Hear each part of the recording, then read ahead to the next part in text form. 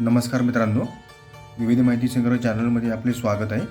आज आपण पालकमंत्री या पदाविषयी थोडक्यात माहिती पाहणार आहोत. पालकमंत्री असलेला नेता त्या जिल्ह्यातील मोठा नेता मानला जातो.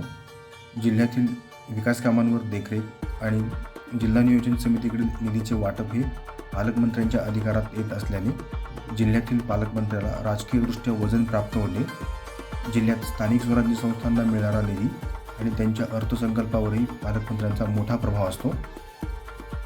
पालकमंत्र्यांचे महत्त्वाचे अधिकार पुढीलप्रमाणे: जिल्ह्यावर प्रशासकीय आणि राजकीय नियंत्रण, सरकार म्हणून जिल्ह्याची जबाबदारी, योजना, विकास कामे, मोठे प्रकल्प, निधीची तरतूद करण्याचे अधिकार, जिल्हा नियोजन समितीचे अध्यक्षपद, निधी वितरित करण्याचे सर्वात महत्त्वाचे काम आणि राज्य सरकार, लोकप्रतिनिधी आणि जिल्हा प्रशासन यांच्यातला दुवा.